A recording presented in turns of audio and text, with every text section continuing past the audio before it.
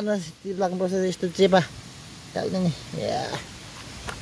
नाचिरहेछन् चेपी चाहिँ होइन यसै टक्क यो फुलुङ छ सतक्क हालिन्छ यसरी माछा र अब म लाग्छु उतातिर ल गाइस यहाँ सम्पूर्ण सेवा होवा नमस्ते भन्दै आज चाहिँ म यहाँ सम्पूर्ण मेरा युट्युबमा हुनुहुने सम्पूर्ण साथीहरूलाई भन्दै म चाहिँ आज न्यू भ्लग लिएर आइसकेको छु र आज चाहिँ को भ्लग चाहिँ कस्तो हुन्छ भने चाहिँ बबाल खतरा त होइन दुःख खालको हुन्छ क्या आज चाहिँ हामी बाबा र म चाहिँ खोला हौचुर खोलातिर हौचुर खोला होइन कि लोचा खोला पनि भनिन्छ होइन त्यहाँ चाहिँ हामी माछा मार्न जाँदैछौँ त माछा चाहिँ खासै पाउँदैन यसो अब रहर हो नि त होइन रहर भन्दा ठुलो कुरो केही नहुने रहेछ त्यसैले हामी चाहिँ यतिखेर यता हाम्रो गोरुथल डाँडापुरी आइसकेका छौँ भने तपाईँ चाहिँ तल पुगिसक्नु भएको छ र यस च्यानलमा चाहिँ नयाँ हुनुहुन्छ भने सब्सक्राइब गरिदिनु होला भन्दै हामी चाहिँ अब जाँदैछौँ हौचुर खोलातिर र यो खोलालाई हौचुर खोला भन्नुको कारण चाहिँ किन भन्दाखेरि चाहिँ अब हौचुरमै खोला हौचुरलाई नै धेरै भेट्छ क्या त्यसैले भएर हौचुरकै नाम जोडेर क्या अब हौचुर खोला भनिन्छ भने यो माथि लेखतिर चाहिँ फेरि यसलाई लोचा खोला भनिन्छ र हाम्रो चाहिँ यहाँ एकदमसँगले गोरु देख्न सक्नुहुन्छ गोरु चाहिँ मस्त घाँस खान्छ आज चाहिँ गोरुलाई नचराउने भयो घाँस यहाँ टन्नै काटेको र यहाँ चाहिँ देख्न सक्नुहुन्छ यो चाहिँ माछा मार्ने ढडिया यस्तो हुन्छ ढडिया टक्कै माछा चाहिँ यहाँको दुलो पुरा सर्ट छिर्छ अनि ऊ आउनु पाउँदैन यहाँ चाहिँ बाँधेको हुन्छ हामी भरे माछा झिक्नु चाहिँ यहाँबाट झिक्छौँ माछा चाहिँ एउटै पनि पर्दैन होला फेरि अब त अब चाहिँ हामी त यो थित्रै यसरी माछा आएर सट्ट पस्छ उदो घोप्टिन्छ अनि फिर्किन पाउँदैन यी मर्छ हामी मरेर नपाइकन हाल्छौँ भन्दै अब हामी चाहिँ लाग्छौँ हौचुर खोलातिर र हाम्रो देख्न सक्नुहुन्छ धानहरू पनि एकदम पहेँलो भइसकेको छ र खोलाएर आएको छ ऊ तल गाडी एकदम यतिर गाडी भइसकेको छ पहिले त खोलाहरू पनि थिएन त अब मान्छे कम भएपछि अब रुखहरू पनि जङ्गल पनि बढ्ने रहेछ त्यही भएर यतिर चाहिँ जङ्गल घाडी भइसकेको छ भने पहिले चाहिँ यतिखेर त्यतिर टन्न बाख्रा बाख्राहरू चढ्ने मान्छे हुनुहुन्थ्यो र यति बेला चाहिँ अब सब बसा सराई त्योभन्दा पनि धेरै जस्तो अब सहरतिर छिर्नु हुनाले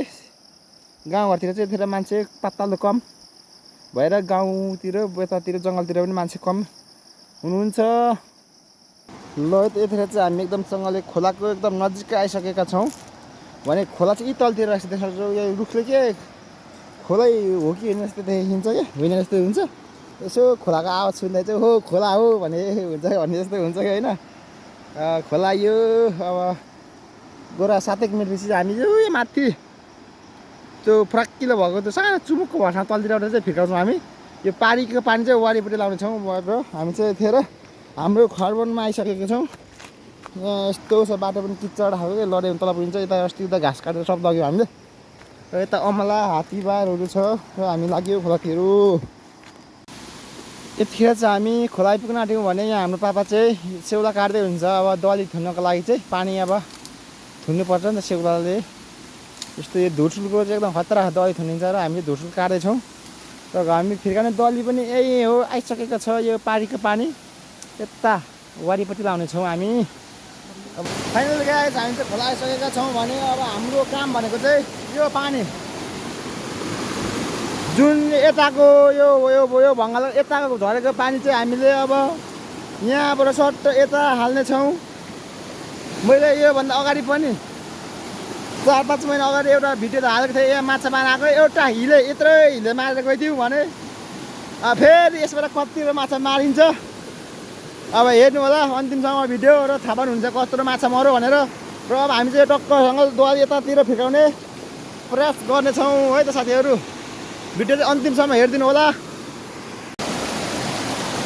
ल है त साथीहरू फाइनली मैले चाहिँ यहाँनिर पानी यस्तो माथि माथि सट्ट काटेर यता हालिसकेँ र यता पानी सक्छ ठुलो भइसक्यो अघि कत्रो छ अब यहाँ चाहिँ म यो पनि यहाँ बात लाग्छ यस्तो यहाँ यो जुन पानी छिने ठाउँबाट चाहिँ म अब यो जुन हामीले यो काटेको सेउला चाहिँ यहाँ लाएर बुच्याउनेछौँ यो थुनेको चाहिँ भिडियो गर्न पाइनँ किनकि अब यहाँ चाहिँ मान्छे कम भएर 2 जना छौँ भने पापा चाहिँ तल यसको पुछारमा अहिलेको त जुन दिएको थिएन म ढडिया हो त्यो ढडिया चाहिँ थाप्न गइसक्नु भएको छ र म चाहिँ यहाँनिर थुन्दैछु र अब यहाँ म थुन्नेवालामा छु। थुनिसकेपछि हेर्नु होला के कतिको पानी यतातिर जान्छ उतातिर र यतातिर पानी कत्रो जान्छ हेर्नु होला है त साथीहरू। ल त फाइनली गाइज होइन हामीले चाहिँ धेरै होइन यत्रो चाहिँ फिराउन सक्यो। पानी उतातिर चाहिँ ठुलै गयो जे जस्तो भए पनि। अब यता चाहिँ एकदम सानो पानी आयो भन्दा पनि निकै आयो भने यो पानी चाहिँ उधो सट्ट गएको छ भने यतातिर सट्ट यत्रो रह्यो।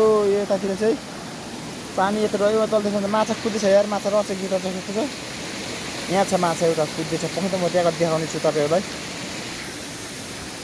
फाइनली गाइज होइन यहाँ चाहिँ माछा कुद्दै थियो अहिले त कुरतिर पस्यो क्या। म यहाँ देखाउने छु माछा मिठो तारेको। ओहो उता कुदियो नि यहाँ चाहिँ माछा यसो अलिअलि चाहिँ रन्छ रहेछ यीदेखि गयो माछा कुदेको पानी धम्म लियो त्यो खासदेखि माछा चाहिँ यसो अलिअलि रहेछ। यता गर्नको लागि के माछा होइन त म अझै उयो जानेछु। अब हेरौँ माछा कस्तो देखिन्छ है त साथीहरू। धेर ठुलो नभए पनि यत्रो माछा असला माछा चाहिँ अठाइयो त साथीहरू होइन। यसलाई चाहिँ अब कसरी भन्दाखेरि यसलाई चाहिँ होइन यसरी टक्क यो फुलुङ छ सलक्क हालिन्छ यसरी माछा र अब म लाग्छु उतातिर हेर्दा हेर्दा यहाँ चाहिँ एउटा मात्रै माछा कुदेको थियो झर्दाखेरि त्यो चाहिँ अठाएको चाहिँ देखाउन पाइनँ किनकि अब फुलमा रहने मान्छेको छैन। अनि कसरी अठाउँदै काट्ने माछा यता हेर्दै हेर्दै म झर्दैछु माछा उतातिर। ल है त साथीहरू म चाहिँ यतिखेर एकदमसँगले यहाँनिर ढरिया थापेको ठाउँमा आइसकेको छु। ढरियामा चाहिँ माछा देखिँदैन एकदम पात मात्र देखिन्छ।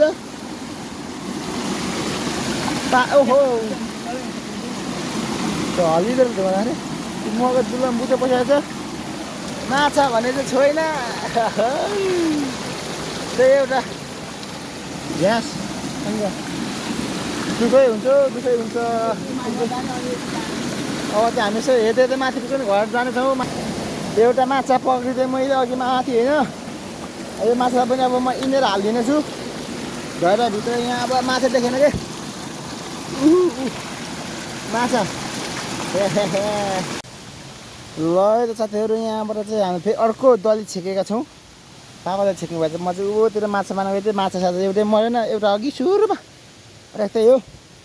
यहाँ पानी फेरि उतापट्टि लानुभएको छ भने यहाँदेखि उता चाहिँ फेरि एकदम सक्यो हाम्रो दली।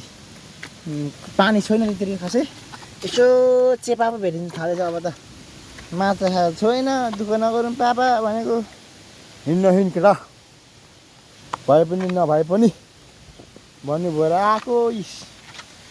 चेपा पो भेटिन्छ अब त यस्तो चेपा मार्न लाग्नुपर्छ यस्तो चेपा टाल्दैन नि या माछा त मैले चेपा आमाको लाम त त्यसो त भएन बाउको गुडा भने जस्तै यस्तै नाथे चेपा खल्ली बल्ली ढुङ्गा चाहिँ बल्ल यस्तो त्यही पनि हिलै भेटिन सकिन्छ। अब ढडा झिक्ने हो त्यसपछि चल्दिने घर फाँडी हानिदिने हो घर। ल अब चाहिँ हामी ढडा झिक्न जाँदैछौँ। ढडामा फेरि माछा नभएर पातै पात परिछ। एउटा माछा चाहिँ परेछ अहिले मैले हालिदिएको थिएँ एउटा माछा होला ऊ त्यही एउटा मात्रै एउटा झिक्दिनु ढडा पापा त हामी ढडा झिक्दैछौँ। एक धारी माछा ओहे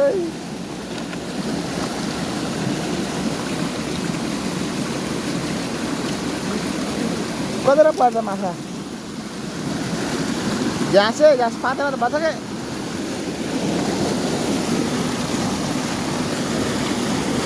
अब चाहिँ हामी यहाँनिर ढडा झिक्दैछौँ घाँसै घाँस पातै पात।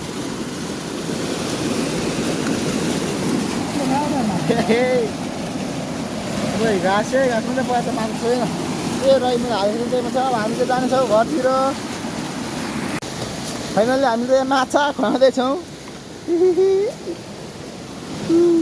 ओहे ए एउटा असला माछा भन्ने चाहिँ ए असला यो मरेछ है जिरा चाहिँ छोडिदिए पनि राख्नुहुन्थ्यो यहाँलाई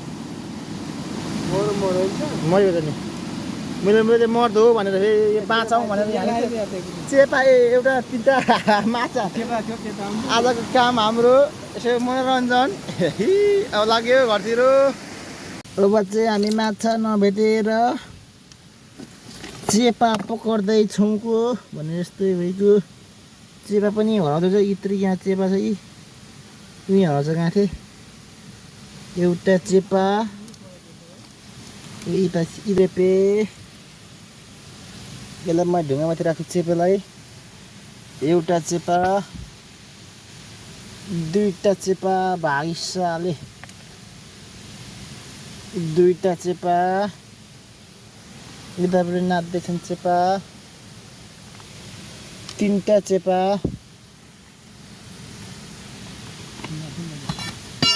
ए हे एकदम जी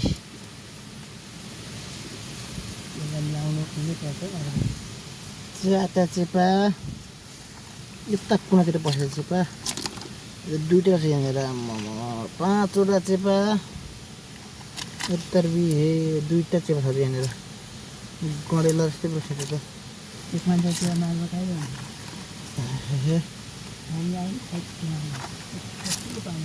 चेपा यहीँ हो र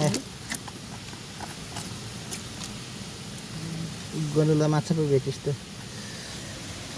हे ढाडै दुखो आँटे चेपा पक्र्दा पक्र्दा फाइनली माछा एउटा र सब चेपा मारियो खोलाबाट घरतिर जाने क्रममा छौँ अब हामी चाहिँ घर जानेछौँ माछा पनि खासै धेरै मरेन त्यसैले हामी चाहिँ घर लाग्यो र यस च्यानलमा नयाँ हुनुहुन्छ भनेर भिडियो अन्तिमसम्म हेरेर साथ सपोर्ट गरिदिनु हुने सम्पूर्णले यस युट्युब च्यानललाई सब्सक्राइब गरिदिनु होला भन्दै आजको यस भ्लगबाट म बिदा लिएँ र हामी अर्को नेक्स्ट भ्लगमा भेट्नेछौँ भन्दै हस् त बाई बाई।